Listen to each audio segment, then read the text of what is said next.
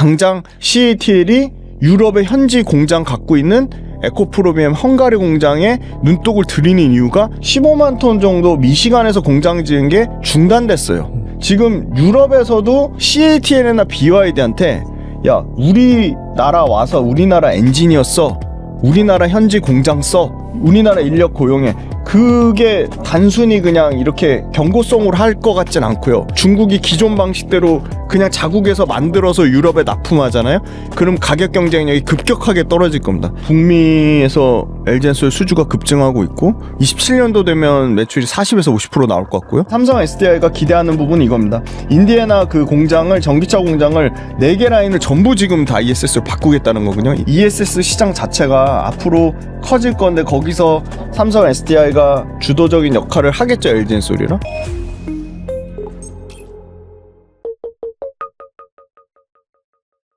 주식, 암호화폐, ETF까지 원픽 리포트. 이번 2차전지 좀 살펴보겠는데 리튬 가격이 저점을 지나서 반등했다는 분석이 나오면서 에코프로, 포스코 퓨처엠, LG화학 등 주요 2차전지 주가가 급등하고 있습니다. 단순히 뭐 기술적인 반등인지 아니면 업황 회복의 신호로 볼 수 있을지 대표님께서 어떻게 보시나요? 네, 2차전지는 업황에 대한 부분은 지금 턴어라운드가 분명히 나오고 있거든요.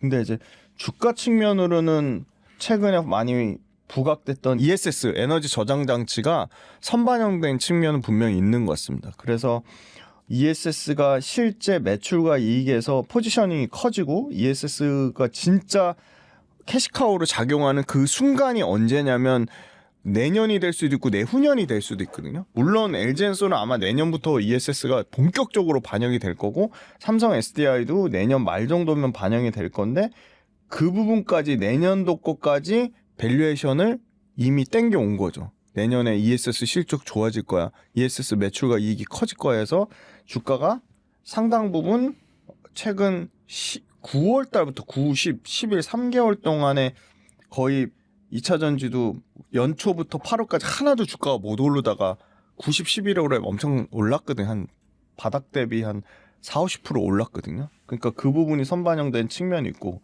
그럼 앞으로는 결론이 역시 아무래도 아직까지는 전기차죠. 전기차가 회복이 되는 그림이 나와야 된다고 보고 있는데 요거 제가 수급표로 가져왔는데 포스코홀딩스는 뭐 여전히 외국인 쪽에서 수급이 들어온다는 아직 포지셔닝이 없고 다행인 건 포스코홀딩스는 그래도 30만 원 초반 가격대에서는 연기금 쪽에서 매수가 들어오고 있고요. LG엔솔 같은 경우는 그래도 외국인 기관 쪽에서 특히 가장 기관 쪽에서 수급이 제일 좋은 게 LG엔솔입니다. 그래도 LG엔솔은 실제 ESS 매출이 나고 있고 ESS 계속 수주를 받고 있고요.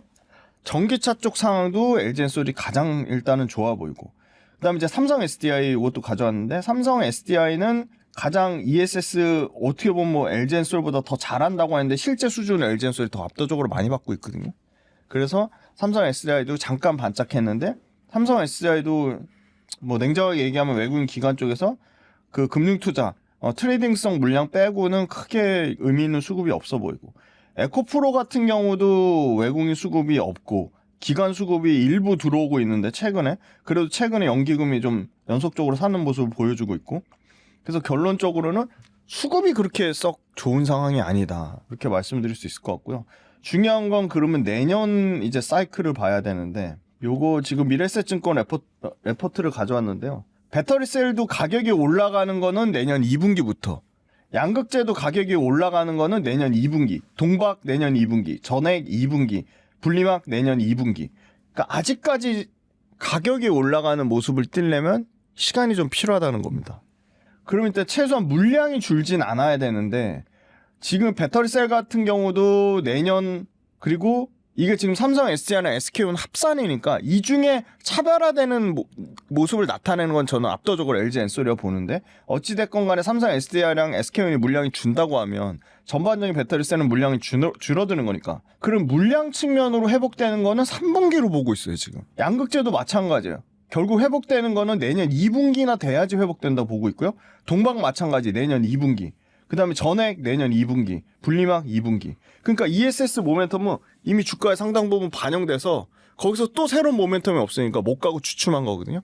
그러면 내년 2분기에 만약에 가격과 물량이 반등이 나온다고 하면 PQ의 반등이 나온다고 하면 내년 2분기 반등 나오는 거를 선반영한다고 해도 4분기에 실적 안 좋을 거거든요. 4분기에 보니까 또 다시 양극재 업체들 적자 예상을 해놨더라고요. 그러니까 4분기에 한 번 더 확인하고 내년 1분기 때 실적 턴어라운드 되는 거 보고 아마 다시 반등 나올 거라고 보고 있고요.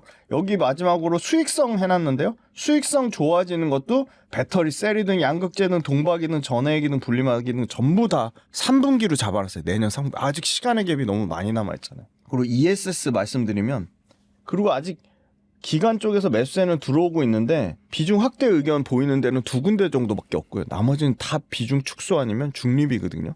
그러니까 비중 축소나 중립 자체가 2차 전지에 관심이 없다는 거기 때문에 지금이 이제 결국은 상반기까지 나왔던 소위 말하는 내러티브라고 하는 모멘텀보다 실제 넘버 숫자가 나와야 됩니다. 역시나 실적이거든요. 근데 실적이 나올 만한 기업들은 뭐 LG에너지솔루션 그리고 포스코홀딩스, 포스코퓨처 정도로 딱 압축될 거고요. 대주전자재료 이렇게 압축될 것 같고 다만 이제 그 리튬 가격 반등이 나오고 있거든요. 리튬 가격 반등은 그냥 기가 막히게 앨범알이나 칠레 SQM이나 중국의 간펑 리튬 주가를 보면 알 수 있거든요.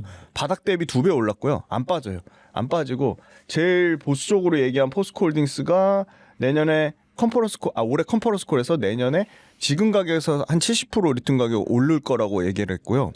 당연히 제일 최전선에 있는 리튬 업체들의 임원, 그러니까 사장단, 간펑 리튬 회장은 야 내년에 리튬 가격 2배 이상 오를 거고 수요는 40% 이상 좋아질 거였어요. 간펑 리튬이 3위 업체입니다. 전 세계. 그 다음에 2등 업체인 SQM이 간펑 리튬 비판하면서 야, 내년에 수요가 40%나 늘어나진 않을 것 같아. 한 20% 정도 늘어날 것 같아 했고요. 앨범알 1등 업체는 뭐라고 했냐면 30% 정도는 수요가 늘어날 거였습니다. 평균 내보면 한 25% 정도 수요 늘어난다고 했고요. 가격은 다 긍정적으로 전망했습니다. 가격 아마 내년에 포스코홀딩스가 얘기한 70% 이상은 가격이 올라갈 것 같아요. 그러면 그게 순차적으로 양극재 업체의 가격에 반영되고 배터리셀 업체의 가격이 반영되니까 아까 그 미래세 표에서 내년 2분기면 배터리셀부터 가격 반등이 나온다고 본 것 같고요. 두 번째는 테슬라가 좀 살아나고 있거든요. 테슬라 지금 유럽에서 전기차 판매가 박살났다가 살아나고 있는 이유가 뭐냐면 그건 것 같아요. 자율주행 모멘텀이 이제 구글의 웨이모랑 엄청나게 싸우고 있잖아요. 그럼 자율주행이 된다는 얘기는 휴대폰으로 치면 옛날 그냥 일반 인터넷 안 되는 피처폰 쓸 거야 스마트폰 쓸 거냐 그 차이거든요. 엄청나게 큰 차이잖아요. 그래서 웨이모가 지금 자율주행 도시가 기존에 5개인데 6개 추가 더해서 10개 도시 넘는 거에 지금 미국에서 다닌다고 하고 그리고 테슬라도 미국, 중국, 영국 런던에 지금 또 한다고 하고요. 그러니까 이 자율주행이 생각보다 훨씬 더 빠르게 도입이 되고 로보택시가 도입된다고 하면 자율주행 모멘텀으로 전기차가 좀 다시 좀 부흥하는 왜냐면 자율주행은 전기차가 아니고서는 할 수가 없거든요. 그다음에 두 번째는 유럽에서 판매량이 살아나고 있습니다. 유럽에서 매달 전년 대비 25%에서 잘 팔리는 데는 30%까지 판매량이 늘어나고 있거든요. 실제로 보조금이 없어졌던 독일이 보조금이 부활했고 다른 기타 이태리, 스페인 등 사실 영국, 독일, 프랑스가 유럽의 메인 전기차 판매 국가인데 영국, 독일, 프랑스 당연히 잘 팔리고 그 나머지 국가들 있잖아요. 이태리, 스페인, 뭐 스웨덴 이런 국가들에서 판매량이 회복이 되고 있습니다. 그다음에 3만 유로대 그러니까 우리나라 돈으로 치면 뭐 3천만 원 초중반 차들이 본격적으로 이제 나옵니다. 테슬라 마찬가지고요. 테슬라도 계속 노이즈는 있었지만 3만 불대 모델 2 하이랜드 아마 내년에 아마 양산 시기에 대해서 밝힐 거거든요. 그래서 이제 중저가 차들의 심각한 그런 경쟁이 나온다는 거는 매력적인 전기차, 그러니까 보조금에 의존하지 않는 전기차가 나올 거고 마지막으로 중국에 대한 보도가 안 되는 부분들이 굉장히 많은데 15만 톤 정도 아마 거시안으로 예상되는데 15만 톤 정도 미시간에서 공장 지은 게 중단됐어요. 근데 그거 하나로 끝날까요? 그렇게 안 보이거든요. 지금 유럽에서도 CATL이나 BYD한테 야 우리나라 와서 우리나라 엔지니어 써 우리나라 현지 공장 써 우리나라 인력 고용해 그게 그냥 단순히 그냥 이렇게 경고성으로 할 것 같진 않고요. 그래서 당장 CATL이 유럽의 현지 공장 갖고 있는 에코프로비엠 헝가리 공장에 눈독을 들이는 이유가 여러 가지 그런 이유가 있거든요.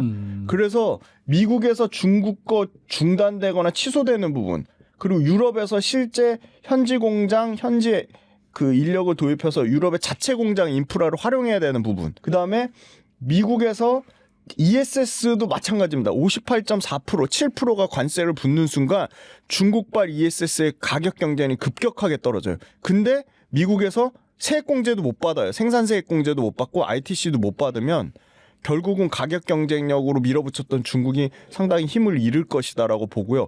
유럽에서도 미국과 비슷한 사례를 지금 따라가는 모습을 계속 띄고 있다. 계속 유럽이, 그러니까 중국에서 BYD나 CATL 중국의 양극 접체들 유럽에 직접 가서 공장 짓지 않는 한 유럽에서도 포지셔닝을 여기서 더 키우기는 어려울 거라고 보고요. 만약에 그렇게 공장을 안 지어요? 중국이 기존 방식대로 그냥 자국에서 만들어서 유럽에 납품하잖아요.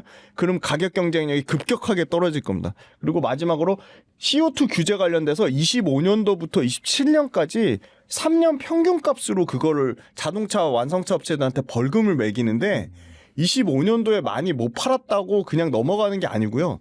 25년도에 전기차를 못 팔았잖아요.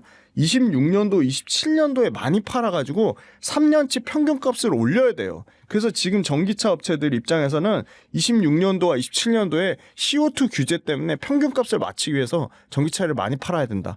그래서 전기차 업황도 바닥권에서는 턴어라운드 됐다. 근데 주가가 반영 못하는 이유는 ESS 해가지고 너무 그게 모멘텀으로 선반영돼서 작용한 측면이 있기 때문에 올해 4분기 실적 나쁠 겁니다. 그거 한 번 더 확인하고 내년에 실적 턴어라운드 되는 거 보고 나올 건데 내년에 먼저 갈 종목들은 당연히 ESS 쪽에서 실제 매출 나는 거 플러스 당연히 저는 여전히 미국에서 좋아지는 업종 그리고 테슬라의 밸류체인 미국에서 좋아지는 업종이 더 수혜를 받을 수밖에 없는 게 당연히 미국인 아예 중국을 원천 차단시켜주고 있는 거고 유럽은 아직까지도 중국하고 치열하게 경쟁을 해야 되거든요. 최근에 유럽에서 점유율이 다소 조금씩 계속 아주 미묘하게 떨어지고 있거든요. 그래서 일부는 유럽에서 좋아지는 쪽이 그나마 차별화된 모멘텀을 나타날 거라고 하는데 저는 반대로 훨씬 지금 미국 전체 파이가 뭐 줄어든다고 얘기는 하지만 그래도 미국 모멘텀을 갖고 있는 회사들이 여전히 내년 상반기에도 좋을 거라고 보고 있습니다. 리튬 가격 많이 오르니까 아무래도 이제 포스코홀딩스가 많이 투자를 해놨으니까 이런 부분에 있어서 확실히 네네네. 좀 성과가 나올 것 같고 맞습니다. 네. 그다음에 에코프로 같은 경우에도 뭐 헝가리 공장 이런 것도 CATL이 이제 그쪽을 진입하지 못하면 그렇죠. 여러 가지 네. 이제 불이익이 있으니까 네네네. 뭐 이런 식으로 하는 거 보니까 확실히 K 배터리에 뭐 역전극이 시작됐다 이렇게도 볼 수 있겠네요, 진짜. 네. 그러니까 업황은 분명히 반등은 나오고 있고 올해보다 내년이 좋아지는 그림은 맞는 것 같습니다. 네. 앞서서도 ESS 잠깐 말씀해 주셨는데 뭐 ESS 시장이 워낙 이제 커지다 보니까 이와 네네. 관련된 뭐 K 배터리의 수혜가 있다라는 얘기들이 많이 나오고 있는데 실제 이 모멘텀은 어느 정도인지 ESS 쪽에서 좀 주목할 만한 주식이 있을까요? 네. ESS가 지금 북미에서 LG엔솔 수주가 급증하고 있고 내년 정도 되면 ESS 매출이 한 20에서 30%, 27년도 되면 매출이 40에서 50% 나올 것 같고요. 이익단에서는 LG엔솔은 아마 27년도 정도 되면 ESS가 전체 영업이익의 한 30에서 40% 될 것 같고요. 삼성 SDI는 더 공격적으로 얘기했어요. 우리는 내년 정도 되면 ESS가 영업이익단에서 한 40%까지 올라오고 27년도 정도 되면 ESS가 전기차 영업이익을 초과할 거다라고까지 얘기했거든요. 근데 냉정하게 지금 삼성 SDI나 LG엔솔 기준으로 보면 둘 다 ESS가 전체 매출에서 차지하는 비중이 15%도 안 됩니다. 15% 미만이기 때문에 2배씩 성장해야 되거든요. 근데 그걸 지켜봐야 될 것 같고 다만 2배씩 성장하는데 충분히 가능성이 있어 보이는 거는 여전히 LG엔솔입니다. 왜냐하면 LG엔솔은 이미 수주로 ESS를 LFP로도 받고 그 NCM으로도 받고 두 가지 형태로 다 받고 있거든요. 근데 삼성 SDI가 기대하는 부분은 이겁니다. 인디애나 그 공장을 전기차 공장을 4개 라인을 전부 지금 다 ESS로 바꾸겠다는 거군요. 인디애나 그 어디죠? 스텔란티스 합작 공장을. 그래서 이 부분이 아마 본격적으로 아마 내년에 실적에 반영될 것으로 보고 있고요. 저는 좀 재미나게 좀 신선하게 ESS 관련된 모멘텀 받는 회사 아무도 이거 얘기하시는 분 저 못 본 것 같은데 한중 NCS라는 회사예요. 네. 그러니까 이게 어떤 회사냐면요. ESS 관련돼서 굉장히 중요한 게 온도를 배터리 ESS에 들어가는 배터리 셀 간의 온도가 굉장히 안정적으로 유지가 돼야 되거든요. 근데 ESS 관련돼서 기존에 그러니까 거의 90%, 95%가 공랭식을 씁니다. 그러니까 예를 들어 모든 공장의 냉난방 공조 시스템도 보통 다 공랭식을 써가지고 그게 여러 가지 문제가 발생했거든요. 우리 너무나 지금 뭐 익숙한 AI 데이터 센터도 공랭식을 써가지고 공기로 이제 온도를 조절하는 방식을 써가지고 그게 굉장히 문제가 돼가지고 순행식으로 지금 바꾸고 있거든요. AI 데이터 센터. 그러니까 그 원리랑 똑같아요. 근데 그 AI 데이터 센터를 순행식으로 바꾸는 회사가 버티브 홀딩스라는 있는데 이 회사가 텐베거가 됐습니다. 근데 이 한중 NCS라는 회사가 어떤 회사냐면요. 이 ESS의 그 안에 배터리들 사이에 냉각하는 시스템인데 바로 여기가 순행식으로 냉각하는 시스템입니다. 배터리의 순행식 냉각 시스템을 만드는 회사예요. 근데 앞으로 엄청나게 커질 수밖에 없는 이유는 첫 번째가 지금의 배터리 안에 그 배터리 셀이나 모듈 안에 들어가는 거는 모두 공랭식입니다. 순행식으로 쓰는 데가 일단 없고요.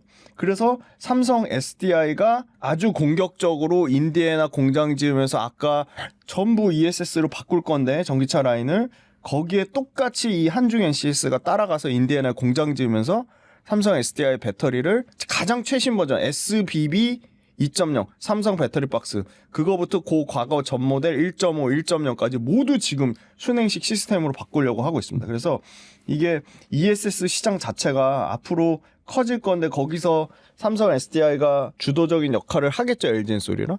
근데 공랭식을 쓰면 온도 편차가 냉각할 때 10도 이상이 나면 정밀하게 배터리의 온도 제어가 안 되고 전기차보다 훨씬 더 ESS가 이 배터리 간의 온도 제어가 굉장히 중요하거든요. 아니면 화재를 발생하거나 열폭주 현상이 생깁니다. 화재 가기 전에 그냥 터져버리는 거죠. 그래서 이 굉장히 중요한데 이 순행식을 쓸 경우에는 온도 편차가 2도 이상 감소하면서 기술적으로 좋고요. ESS는 많이 충방전을 여러 번 돌려야 되는데 이 온도 편차가 10도 이상 나버리면 충방전을 여러 번 할 수가 없어요. 그래서 3도 이상으로 낮추면서 순행식 쓰면서 충방전을 하루에 4번까지 돌리는 거예요. 그러니까 굉장히 장주기로 쓰는 거죠, ESS를. 그래서 여기에 딱 맞고 마지막 공랭식 대비해서 소모 전력량 데이터 센터도 전력량 얘기하잖아요. 소모 전력량이 50% 이상 절감되기 때문에 전력 소모 측면에서 상당히 유리하다. 그래서 저는 앞으로 순행식 냉각 시스템으로 다 바뀔 것 같아요. 근데 마침 공장 따라가가지고 삼성 SDI에 본격적으로 납품하는 거가 보면 SK 온도 보고 있을 거고요. LG엔솔도 저는 보고 있을 거라고 봅니다. 그래서 캐파가 얘네 이제 공급 물량을 일단 삼성 SDI 쪽으로 기본적으로 30% 이상 증가를 시키고요. 아마 회사 지금 목표는 그래도 ESS 매출이 절반은 됩니다. 50%까지 되는데 55%까지 나옵니다. 근데 얘네 내년에 ESS 당장 내년에 매출 비중 80%까지 나온다고 하고요. 최근에 삼성 SDI가 우리나라에서 하는 제1차 ESS 중앙계약 8개 선정했는데 8개 중 6개가 삼성 SDI가 싹쓸이했습니다. 규모로 치면 465메가와트거든요. 그러면 우리나라에 들어가는 ESS 중앙계약 여기 그러면 순행식으로 다 바뀔 것 같아요. 삼성 SDI가 싹쓸이했기 때문에.